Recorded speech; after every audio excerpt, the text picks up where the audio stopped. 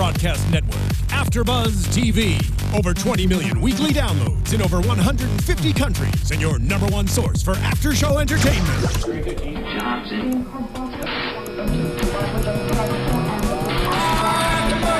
AFTERBUZZ TV, the destination for TV superfans. Producing aftershows for over 300 of your favorite TV shows, interviewing celebrities and showrunners, and bringing you behind-the-scenes exclusives. All thanks to E! Entertainment's Maria Menounos, producer Kevin Undergaro, and internet leader Akamai.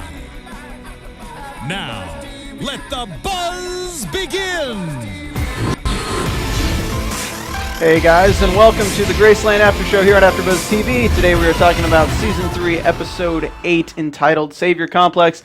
I am one of your hosts for the night, Stephen Lemieux. You can find me on Twitter at Stephen Lemieux, as well as joining me for the evening, I have an amazing co-host here. We have Stephanie Giorgi. Hey, Steph. Hey, hey, hey. So all of you are probably noticing that Stephen is awkwardly somewhere else, but that's because Stephen Lemieux is a boss, and he's both engineering and hosting this episode. Yeah, unfortunately, we're on our staff tonight. Just a lot of crazy stuff happened tonight. So yeah, so we're rocking it out. There's Stephanie's Twitter there. You know, you can see it right there. It's at Stephanie Giorgi. Go ahead and give her a follow. So this was a great episode, guys. I thought it was really strong. It kind of took care of a lot of the stuff that's been lingering that we were kind of like a little bit over. After a few episodes, some things just kind of didn't mesh. They were interesting stories, but we kind of got rid of them. This one really showcased Charlie's acting skills. I really enjoyed that. I also enjoyed Mike kind of going through his motions. We're going to talk about Charlie's storyline, then we're going to talk about Mike's storyline. We're going to wrap up with Briggs' storyline. So Stephanie's going to kick us off for Charlie. So unfortunately, last episode, Charlie loses her baby while she is thrown into the swamp with the assumption that she is dead. But we're lucky because Amber grabs her, except for we see it for we all see it as what? She's like helping her out and being a good friend. Yeah. But I don't know, Charlie eventually sees it differently. And the first scene that we see this episode between Charlie and Amber is when they're discussing uses Amber because they think Charlie is dead. Oh yeah, they just want to replan the entire thing. But they can't use Charlie because they think Charlie's dead. So they have Dale come back, who doesn't know that she was still pregnant, but knows the whole swamp situation. Yeah, so Amber's going to help them because the whole thing is if Amber can get Jermaine set up, then Charlie's promised that she'll hook her up with the CI deal. Jakes is not having it. Jakes is not a big fan of Amber at all, and Jakes is not a big fan of having to babysit Amber when Charlie's not around. Right. So that's the whole thing. So basically the plan is let's send Jakes and Amber to the swamp to take care of business because... To finish it all up. They were almost there. Yeah, so they go down there, and the guy's like, oh, man, Charlie, she grabbed the stuff and left. All our money's gone. Jake's like, I'm not going to pay you back, guys. Right. So he covers that, and then they decide, okay, so let's hook him up with Jermaine. And this is when Amber kind of makes up a story of, like, she slept with him. I don't think anyone could sleep with a guy like that. The one that we saw later in the hotel? Yeah. Here's the thing, though. I think it's funny how I almost forgot the whole reason why Charlie started doing this was to get him. To get revenge for what happened. Her. Exactly. So that was really crazy. And I don't know, he was kind of good looking. He wasn't too bad. I don't know if looks have anything to do with it. I was talking more of his personality. Oh, yeah. Absolutely not. And he was like a freaking scary guy. So the whole plan is they're going to get... They set up this entire case where they're going to get Jake's in the apartment building with Jermaine, and they have everything, all lights are going, and I'm like, this cannot be that easy. And lo and behold, it can't be that easy because as they go into the building to set it up, Jake's has the keyword of, that sounds reasonable. Right. And nothing's more suspicious than saying a keyword several times. Right. That sounds reasonable. Oh, that's pretty reasonable. Oh, you know what? That sounds really reasonable. And nothing happens. And he kept like looking like, you're giving away, Jakes. I know. Well, it just sucked because Amber was in the room with them, and what happened was that they had seen a woman walking in the hallway where there should have been no one else on the floor. And I was confused as to why they opened the door right away when she knocked. I was like, why would you do that? You don't know who it is. But she looked into the camera and I had a feeling of what it is as soon as she was on the floor, because I'm like, this can't go that easy. So what's the only thing that can shut down this operation? Somebody higher up. So turns out she works for the Department of Security, and they have him as an informant already, and they don't want them busting the informant, so they shut down the op while Jakes is still inside. But nobody tells Jakes. Nobody has a way to tell Jakes, so he's just kind of... And they hear, what's funny is that they hear Charlie just yes. Right in the room next door. When that happened, I was like, wait a second, what's going to happen after this? But so that was fine. Just to catch everyone up, Charlie gets taken after she finds out she's pregnant last season and gets tortured by this guy, Jermaine, last season, and then gets angry at Briggs because of all the things that went down with Briggs, because of the tape and all that. Then in this season, she wants revenge against Jermaine because Jermaine tortured her in last season, so she's going after Jermaine using Amber, and then Amber hooks her up with these drug guys, or rather the sheriff picks them up, and that's what introduces them to Tom Shanley and Cash Wingate. Great name. Shout out to Tom Shanley from last episode. He was on our after show. Shout out. And then she loses the baby, going after the guy that she was going after because he tortured her while she had the baby, so she loses the baby.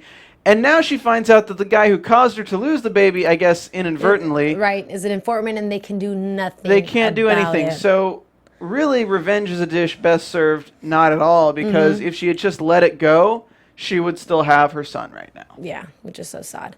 I thought it was nice to see Charlie act the way that she did once everything was over, because it just goes to show you, yep, this is the kid of a mobster. She grew up in the streets. She goes hard, whatever you want to call it. Just specifically when she's like, well, what do we do now? There's no we, honey. Like, after, boom, switches it up. Your grass is going back to jail, and that's that. Well, hindsight's 20/20, and I'm sure Charlie knows that if she didn't go after him, she would have still had her son. Right. And that probably hits her harder than the fact that they can't get the guy. Exactly. So now Amber's, I mean, you took it as literal, but that's just Charlie lashing out. She doesn't really mean all that. No. I know that. No, but I'm just saying the angry part. Like that, it was real to who her character is. But I mean, obviously I was like, there's no way that she doesn't have, because we know Charlie. At the end of the day, Charlie is sensitive, and she has such a big heart, especially for anyone who's going to attempt to save her like that. But I'm just saying, it was that street in her, I feel like, that came out. I mean, it's realistic. She's just a badass. There are criminals walking around right now that are working for the FBI, but they're still doing criminal things while they're working for the FBI. And they're safe because of it. And you know what? I'm sure there's tons of cases where wires get crossed and this happens. Probably not as often as we think, but probably happens maybe once or twice a year. I was an informant when I was 18. Really? No. You probably shouldn't say that on air if you were. I'm kidding. I wish. That'd be sick. Hurry! Guys, that was my whole... This is what I have to deal with, guys. It's insane. I'm not even at the table, so Steffi G just I was trying to roll over, and I was like, great, my headphones are plugged in, so is the mic. I can't go anywhere from right here. There you go. So yeah, with Charlie, it's pretty sad. It's sad, and then to finish her story specifically, I really, really loved it. We see Amber go back into jail, which for a second I thought that she was going to continue to be on the show as an informant, but if we remember, Charlie was explaining to Amber who her dad was and where he came from, and that when she put him into jail, what she would do is send him an origami frog every time. That means safe travels, I believe it was, right? And Amber was in her stall, and she had like an envelope, and she opened it, and it was a little pink frog origami. And so I thought that was really great. Charlie had her day to like kind of relax, and because she had explained that to Amber, she remembered, and Amber got really like emotional about it, because I think she saw, you know, realness to it. It was value. So I thought that was nice. And then it ends with that and her with Dale, which I was so excited. Jakes, why is his character so damn good? Because Brando J's the man. But in addition to that, I'm just saying, generally, I mean, Brandon, boy, you are the bomb. I love you, and you're an amazing actor. You really are. But I'm just saying, the writers, I'm obsessed with the way they wrote this character and who he is to his friends. I'm worried that we're not getting enough of his character, though. Remember that I think we're good because his character, I feel like, is the safest. Everyone else has the potential to die, except for him. I actually disagree. I think it's the opposite. No, because if he dies, I'll freaking call Jeff Eastin up and be like, yo, man. But logically, if you really look at it, out of all the characters in Graceland, if they killed Jakes, they would lose 0 storylines. No, but they have his wife and they have his son, but I mean, he's not involved with any of the other storylines of this season. So, strictly for this season, if next episode they killed Jakes, it would just be sad. It would only open up storylines. Ugh. Which is sad, like, because I think that's not... Don't do it. No one's worried about the storylines. It's not fair to the character, because I feel like we should be getting... Like, Mike's gotten a lot of time this season. Briggs has been getting a lot of time this season. Paige has been getting a lot of time this season. Even I think he's gotten enough, because he's still involved with everyone's case. Yeah, he's still involved with everyone's case. I'm not saying he's not getting camera time. I'm just saying he himself does not have a storyline. Right. So he is the only character in Graceland right now that does not have a storyline. Whatever, he's still the coolest one. I guess Johnny almost doesn't have one anymore because we wrapped up everything with Eric and Jamie. He's just honing it up right now. He's just honing it up right now. I can't blame him. You go, Johnny. Get it, Johnny. Get Hugo's tacos. If I was there, I'd be like, okay, I'll hang out with you. Steffi G would be on that with a quickness. With the quickness. With that cute little booty he got. Oh, my God. Am I right? I'm right. Okay. I don't know if you're right. All right. Shout out to everyone in the chat. Pro Prodigy, Nicholas Melendez, Destiny Shepard, Nosa, John Bull, Donuts. All right. Lovely Miss CK and Mackenzie Traver. Thanks for tuning in the chat, guys. If you can, go ahead and hit that thumbs up right now. And you know what? The best way to support us here at AfterBuzz TV is to support our sponsors. And our sponsor has one question for you. Does driving matter to you? Well, driving with the windows down, the wind blowing through your hair, and the smell of pine trees and fresh asphalt, you look forward to these moments when it's just you and the road, no distractions, handling every curve and feeling every nuance in the road. So ask yourself, does driving matter to you? Because if it does, we build cars just for you, because to us, driving matters. That's what Mazda says, because Mazda is pretty awesome, and you guys should go ahead and check them out. Support them. Supporting our sponsor supports us, and we're going to go ahead and do some iTunes shout-outs in just a second here. Also, let me know what you thought about my sound effects, if you didn't hear the Mazda driving in the background. Was that a Mazda driving in the background? Yes. I don't know if you guys thought that this was Mazda driving in the background. Right now, I'm watching everybody. Just some fun facts.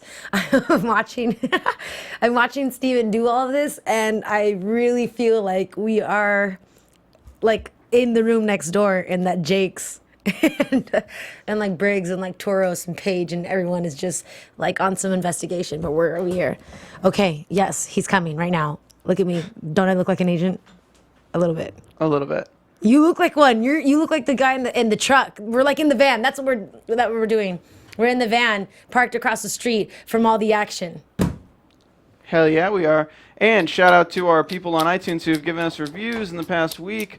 We got Clara Chachin wrote us another review, 5 stars, and she loves the show. Thank you so much, Clara. Thank you, Clara. All right, so Steffi G, kick us off with the next storyline really quick. Mike. Man, talk about drug abuse resistance education. Where did that go for you, buddy? Because homeboy is all up in that crack. And, well, not really crack, but, with his little pills and stuff. We see his storyline start off in this episode when just waking up, he is in Goosty's apartment in Madison's bed. And then Logan calls him saying that he wants to meet up with him privately, that he has to speak to him.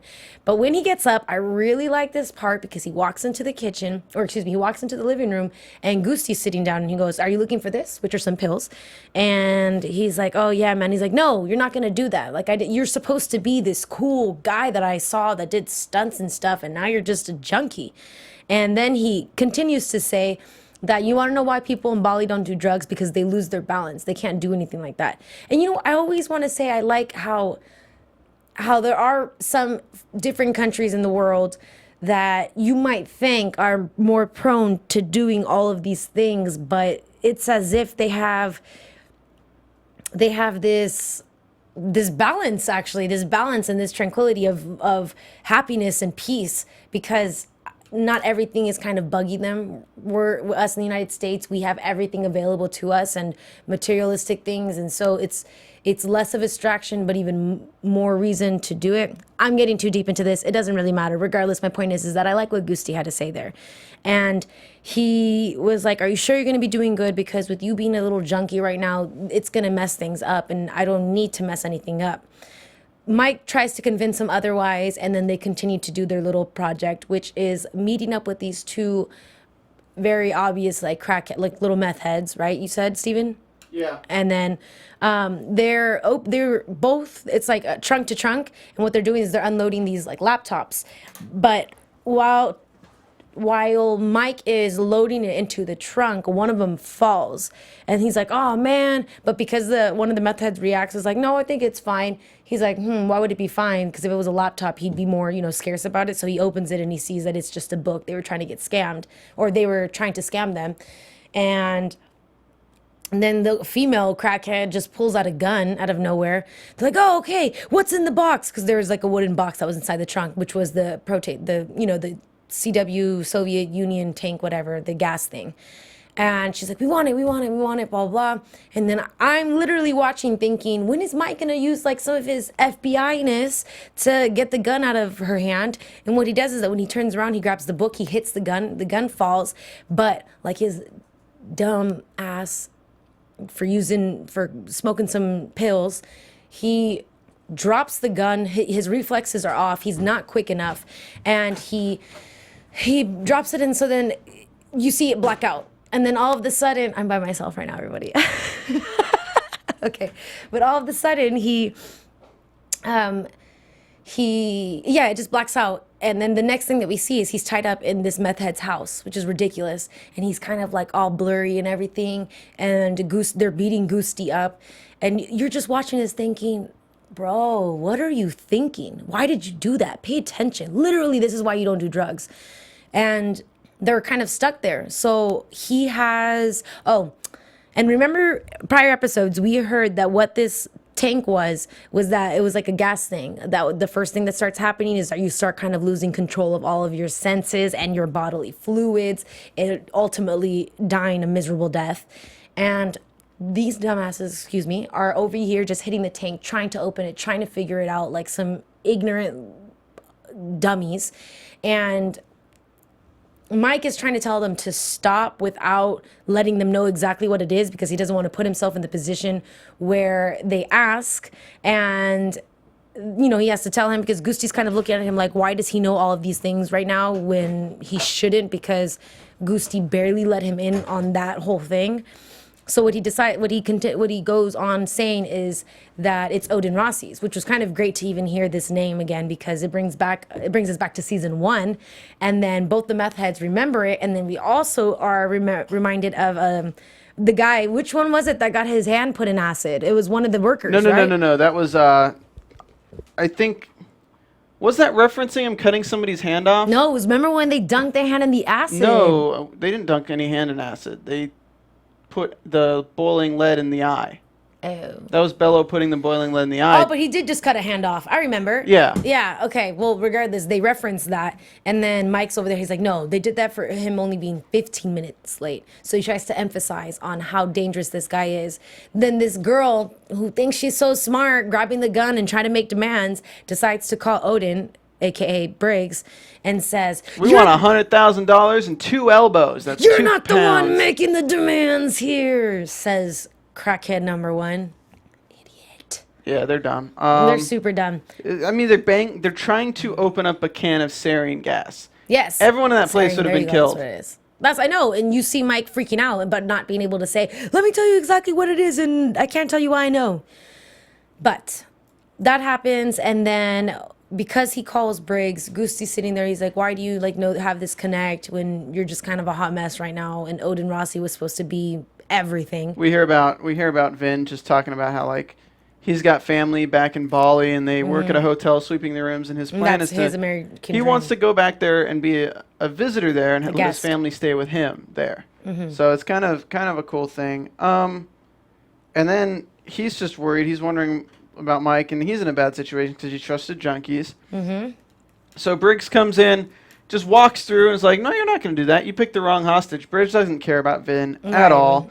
Briggs picks up the can, leaves, and then Johnny and Paige get in there, and that's when bullets fly, and Mike gets the gun and has to take a shot at the female junkie. Yep, misses and gets Gusti on, not even on the side of him that was closer to the girl, on the furthest side. Yeah, like his left side. Right in the abdomen. Yeah. And guys, Mike is the sharpshooter. Remember, the first thing we get introduced to with Mike in the first season is Mike Warren, sharpshooter, blah, blah, blah, blah, blah. He's really good at shooting. And then his cover to get into Bello was, I'm Mike Warren. I'm a sharpshooter. I'm really good at shooting. And then he taught all the Bellows guys how to shoot. Yes. So, I mean, for Mike to be that off, I know he was going through withdrawal symptoms, but still, like, that's... But had he... Well, that's the point, though. Don't put yourself in a position, because what if you get busy? You're not always going to have time to just, like, toke up. But that's the part that gets scary, because he shoots him, and he's like, oh, man, what did I do?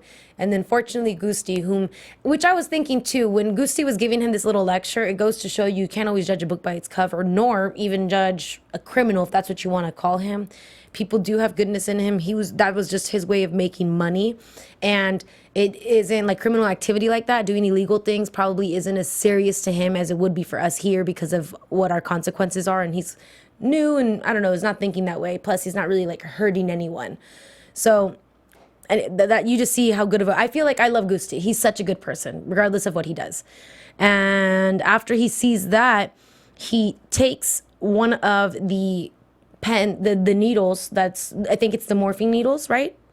Yes, he takes Gusti, one of the morphine needles. because Gusti gets patched up at his house, and then he goes outside. This is the part that freaks me out, because we see Mike take pills and continue to take pills, and then we see Mike begin to crush them and smoke them with Madison, and then we get to the point where the needle comes into play, and he's over here hitting his freaking vein.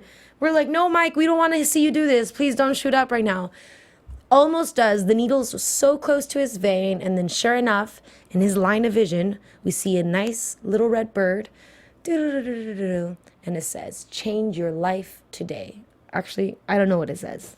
It said something like that. Yes, change your life. And then it showed a number, and the number was to a rehab center. And I think that, thank goodness those red birds were there, because had they not been there, then it wouldn't have made sense for Mike to have done this. So then he's like, yeah, you know what? I need to change my life. He goes back to the house, speaks to Briggs, and he goes, I need your help, man. At this point, they handcuff. In fact, Mike handcuffs himself to his bed. Briggs gets his left leg, down on the other side. And then he's like, all right, this is going to be really tough. Come 72 hours, you're going to feel something you've never felt before. And you're going to say things you never thought you'd say, so on and so forth. And while Mike is going through all of this and his withdrawals begin, he's throwing up and he's sweating profusely. Jake's is in there trying to read him a story. Johnny's telling him a story. Paige is sitting there. Charlie's trying to be there. Briggs is in there holding his hand. He has an incredible support system, which is ultimately what you need when you're going through something like this. But then it gets so bad that Johnny comes into the room, and Mike's, although has been looking bad for these past 2 days, is unconscious pretty much. And then he freaks out. And he's like, oh, you're just going to lay in your own throw up. Tries to get Mike's attention, doesn't get it. Then puts his hand on his, to check his pulse, or to feel him, and he's burning up. He calls for help. They get him out of the bed, and they rush him into the bathtub. They put ice into the bathtub because he has a super hot fever. And then they start dunking him and, counting to make sure that he doesn't drown in the bathtub. While he's going through all of this, all of a sudden we see this limbo again, where Mike is in this meadow. The meadow reminded me of the movie The Lovely Bones, if you've all seen it before. It was the same kind of a little thing. And while he's there, he just starts running around. I do like when he runs, because I feel like he runs very freely, almost childlike, because it was like a sense of happiness, a little hop to his skip. And when he continues to run, he sees a red cardinal, a red bird. And the bird just kind of sits on the tree. He focuses on it and then looks to his left and sees the birds kind of fly away, almost in the exact formation that it was on that paper that said, change your life. And then he looks to his right, and the trees form into this tunnel. And he looks down the tunnel, and there's a grandfather clock that's stuck on 2 o'clock, and it's just ticking there, not being able to pass. I don't know what the significance is. Did you get anything from that, Stephen? From the clock? From the and it was just stuck at 2 o'clock. It's at... I thought it was stuck at 2. No, it was at 10:10. Oh, okay. Remember? That's why he was always talking about 10, 10, 10, like the tens. Oh. The clock was stuck at 10:10, and he saw the birds, and he just immediately knew how many there were. So it's like a 10-10. And then he wakes up. I feel like he just really wants to watch Alice in Wonderland or something. That's exactly what I thought. That's what it felt like. I don't know. It felt super Alice in Wonderland. But yeah, so then he gets that, and you see him kind of just, and then he comes back to his consciousness, and they pull him out of the tub, and then Briggs is like, man, that's twice now that he's pretty much died and came back. But fortunately, this helps him out, and we see Mike's pretty face when he shaves that beard off. Then he goes on that run that probably wouldn't have really happened in real life, and it was nice. Yeah, I don't know. I think they sped it along a lot to get Mike just better. Yeah. I think they were tired of the story. Mm-hmm. I think they kind of went into it and were like, okay, where can we take this? And they did what they wanted to do. Mm-hmm. But I felt like they kind of decided, okay, there's a more interesting story to tell with Mike actually being Mike than with Mike being Junkie Mike. Absolutely. I'm wondering at this point if we're going to see Vin again, because Mike kind of really felt bad about Vin. And Vin was like, I'm going to go home. I don't want to deal with this anymore. I don't want to do this. It's like, you grabbed the cell phone, you grabbed the canister. Like, what are you even about, man? Mm-hmm. You shoot me. Yeah. Shut me in the ass. He's like, that's why you don't work with junkies. Show is bad. I don't work with junkies. I don't work with junkies either. Yeah. And then that's pretty much Mike's storyline. He says thank you to Briggs and looks out. Oh, psych. Then he goes to see Logan because he was supposed to see him. And while he's sitting there, which I can attach to the beginning of the story because we see Briggs looking at the exact same photo that Mike pays attention to. So Briggs saw the photo that Mike was paying attention to, and Mike was talking to Briggs about... Well, now they know which car he drives. No, Mike was talking to Briggs about Briggs keeping an eye on a car, and Briggs says the license plate number. So when Mike goes into his office at the end, Mike sees the license plate number, is like, I thought Briggs was working Sarkissian's. Why is he getting the license plate number and keeping tabs on this license plate number for Logan? Right. So that's why Mike's really suspicious, because without having heard from Briggs's mouth that license plate number, he wouldn't have known, okay, what's going on. So Mike was actually expecting Briggs to do something, and so he wasn't that surprised when he saw Briggs driving. He was surprised they took him. Right. Okay, I was wondering why he just let it kind of happen. I mean, I figured it's because you can't just jump out and help them when it's those bunch of guys in the van. Yeah, so... Side note. Kind of crazy, though, so Briggs is kind of taking down... Side note, down... Logan drives a Chevy Cruze. So do I. Okay, continue. A what? Chevy Cruze? Mm-hmm. It's a great car. They, if you guys notice the really on-the-nose advertising for the new Toyota Camry, it's bold. Go ahead and give us a thumbs up on the video. Even the scene when they're in the car with Johnny, and it's just like, charges his phone. Oh, let me charge my phone. Hands-free charging. Ha, ha, ha, ha, ha. Oh, my God, That's guys. awesome. I would have been like, all right, I'll get the car. Done. That was great. Anyways, so Mike sees Logan get caught up and then sees Briggs drive away. Briggs, what are you doing to us? Are you good or are you bad? You're so good that you're bad. Yeah. Okay. And then we have Briggs. Oh, man. The beginning of the episode starts with Briggs and Toros, where last week we saw him get picked up. And it was exactly what we said. We're like, oh, man. It's what Tom Shanley said also. He's like, they had to have been watching him. They had to have watched them come out of the police station. And I knew that's what they wanted to pay attention to see that all of them would have gotten released so quickly. So they knew better. They set it up to see what was going on. And, of course, what do they see? They see Johnny wipe his tattoo face off. And because of that, we hear that what Briggs did to get out of that situation was let them know that he was a CI, which is an informant, which isn't an agent, but at least he told them, which I'm still surprised that they didn't kill him after that. So what he did was he told them he was a CI, but he's a CI out for himself. Mm-hmm. So, like, CIs are still technically criminals. They're criminal informants. So he said, I could have given you guys up a while ago. Right. And I didn't. Because I want to work with you guys. Right. Like, it was more of his So we get this tense moment where Martoon Sarkissian's on the phone, and they're finding out whether Martoon wants him to kill Briggs or wants him to keep him alive. Interesting fact, Ari's the one who's on the phone with Martoon, and it's not Toros. Mm-hmm. And Ari gets off the phone and is like, he's trying to decide whether or not to kill you. He has decided To keep you alive. Silence. To keep you alive. Toro's like, I should have killed you when I had the chance. Yeah, but you didn't. Damn it! You didn't, Toros. That was me hitting the cage. Yeah. Yep, and Toros gets butthurt again. All right, Toros, we get it. You want to be in charge. It's little man syndrome. Just kidding. I'm sorry for all the little ones out there. Interestingly enough, this scene, the scene where Riggs talks about the license plate to Mike, and the scene at the end where he's driving the car after they capture Logan, pretty much the only pieces of this storyline in this episode. Yeah. It's really quick. I do want to say, and I got so much heat for it last week when I was talking about how Paige should just sleep with Toros.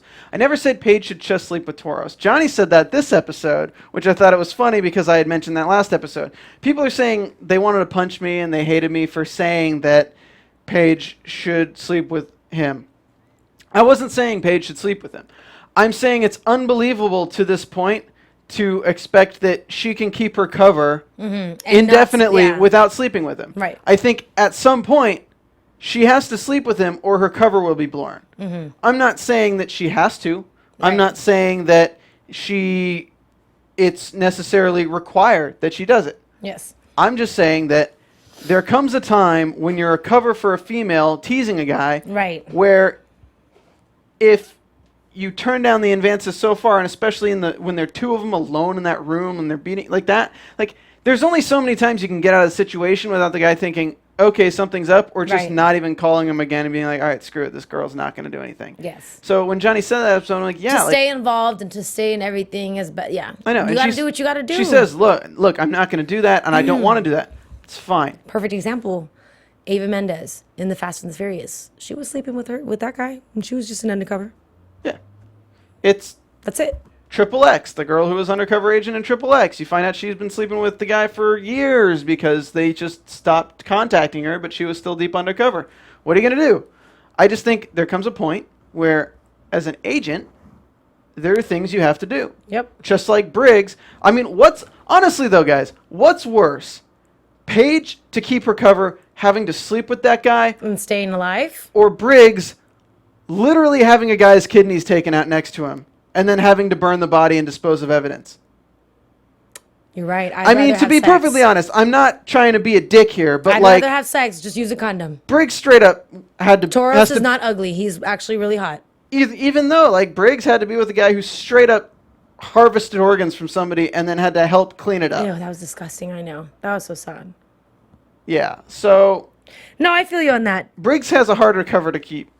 So. It is what it is. It's in this case, it's the only time where you're like, it's just part of the job. And we're not talking inappropriately, but just it is what it is. I feel you on that. Let's do some shout outs to people in the chat, see what they're talking about. So, Stephanie Giorgi, awesome sound effects. Oh, talking about the car. Stephanie is crazy, is what Destiny Separate said. Pro Prodigy says, finally, Mike is back. That's what we were saying. Nicholas Melendez. Does anybody know the name of the song they played during Mike's comeback montage? I don't know it. I'm sorry. A lot of people are so good when they focus on the music. I'm always like, oh my God, what's happening? Like, I just focus on the scene. I didn't even realize there was music in the background. Lovely Miss CK says, I almost turned the channel when Mike was about to shoot up. That's my line in the sand with the whole Mike's Edition storyline. I wouldn't be able to watch that. And yeah, that scene, like you're just, that's the part. We were like, no, don't do it. Like it's funny for you to be put in the position where you're like, that's just disgusting. I don't even want to see it. I will say, guys, never try to break a syringe needle like how Mike tried to bend it. They don't bend, they break. And if they break, they shatter, and then you'll cut yourself on it. Ow! And then you'll be like, oh, dang it. And if they bend, then you're... morphine got to me. I'm kidding. Yeah, you'd have to be a pretty damn thick needle to bend. I don't think they would be doing that. But, yeah, that was the episode. I mean, it was quick coverage of the episode. There wasn't really... Nothing, yeah. Paige is hanging out. Johnny's, sleeping around. Jake's is helping everyone out. You go, Johnny. You sow those royal oats until we can get Jamie Gray Hyder back on the series. Oh, Lucia. I have a funny video that I'll post up one day for Throwback Thursday. Maybe next summer. Oh yeah, we forgot to mention they arrested everybody over at the Bayou. Oh yeah. They arrested them all. Good to go. Sorry, Tom Shanley. Cash Wingate Cash behind Wingate. bars. That's right, sir. Damn, he has a really good Southern accent. How do I sound, y'all? Not that good. I don't rightly know how Destiny you sound, girl, but I I'll am just go with crazy. it. I'm going to go ahead and hit this sound effect right here, which means that it's time to go. You want to do some predictions? Oh. Let's do some. What are you doing? I don't know. I'm just being Okay, weird. so predictions. I know. And now, your AFTERBUZZ Can't talk over TV Sir Richard Wentworth. predictions. Richard Wentworth. I think that. Sorry, it was gross, but I don't know. I feel bad that Mike is messing up and everything, and then all of a sudden he's like, no, but Briggs is a bad person. It's such a love and hate. It's such a love-hate relationship. So this is what I mean by he's so good, he's bad, that he's bad, that he's good. And I know I didn't make sense there, but everyone's so confused with Briggs. Is Briggs still playing the part here, or is he just taking advantage of torturing Logan just because he was being to him? I think Briggs always does Him?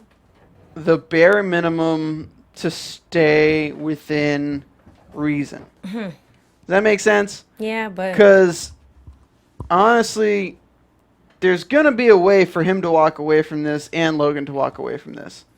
And if it requires Logan being picked up and beaten the crap out of, Logan can't break Briggs's cover. here's my thing with Briggs. Briggs is smart because he thinks, look, I work with exceptional agents. They're not good as me. There are certain circumstances where they just F things up for me. A little example, Paige burning the wrong fingers. So, Little example, Paige setting Mike up and sending Sid to his room. Just saying. just saying. Okay. So he thinks, so I want to say, I'm hoping that this will be one of the situations where he couldn't tell anyone about it because everything that they've tried to do, they've been caught up already by the Sarkissians, by Ari, by Toros. It's getting to the point now that he's dug himself a hole where he's a CI now, technically kind of working for the FBI. Sarkissians thinking that they have someone in both sides, that it's gotten into this mess, and he ultimately can't involve anyone else if he wants it to continue. Well, here's another option. If he wants it to be successful. Here's another option is that Briggs is actually trying to find the mole. Because Briggs is saying there's a mole, but we're led to believe and that... and it's not him. He's like, there is a mole, but it's not me. We're led to believe that Briggs is the mole. Right, but he's But tripping on the fact that it's someone else. There might actually be a mole in the Sarkissians. So Matt Damon, what... The Departed. So what is possible is Briggs was driving. Briggs didn't actually take Logan. And honestly, to keep his cover, Briggs just has to beat the crap out of Logan. So all he's doing is really keeping his cover. He's not assaulting an FBI agent. He's keeping his cover. He is. He's doing what Logan told him to do. And he low-key prepped Logan on that. Yeah, so Logan can't really come after him When Logan gets his head covered and everything, I bet you he's like, damn it, he was talking about me this morning. Because he says, what agent? I mean, they're very unpleasant guys. And he's like, that sounds very displeasant. He pretty much told him what they're going to have to do. Pretty much. So Logan's But he didn't say, and by the way, it's going to be your ass that we're going to do it to, Logan. So I think what Briggs is doing, Briggs is luring out the mole. I think there's actually a mole, and Briggs is luring it out so he can take down the entire Sarkissian family. Because right now, Briggs is the only one... that knows everything all the time. No, Briggs is the only one that is not involved because he's doing something the FBI is unaware of. That he's the only one acting outside of the mole's supervision. If there is a mole who's high up, the mole would know everything that every agent's doing that has to do with the Sarkissians, except Briggs, because Briggs is going rogue. Yes. So nobody can report on Briggs to the Sarkissians because they don't know what the hell he's doing. 'Tis true. So I think Briggs is luring out the mole, and I think we're going to take down somebody big. Graceland. I think only on USA Network. I think on that note, we can roll out. All right. Well, that was great. Don't forget to comment and let us know what you think. You can find me on Twitter at Stephanie Giorgi and on Instagram at the Stephanie Giorgi. Steven, where can we find you? You guys can find me on Twitter at Stephen Lemieux, StephenLemieux. You can see it right down there at the bottom of the screen. It's weird to look at the screen and do that. Yeah, we'll see you guys next week for Season 3, Episode 9 of Graceland on USA for the after show at 8 Pacific Standard Time. next Thursday. Peace out. Have a good night, guys. From executive producers Maria Menounos, Kevin Undergaro, Phil Svitek, and the entire AfterBuzz TV staff, we would like to thank you for listening to the AfterBuzz TV network. To watch or listen to other after shows and post comments or questions, be sure to visit AfterBuzzTV.com. I'm Sir Richard Wentworth, and this has been a presentation of AfterBuzz TV. Buzz you later. The views expressed herein are those of the hosts only and do not necessarily reflect the views of AfterBuzz TV or its owners or principals.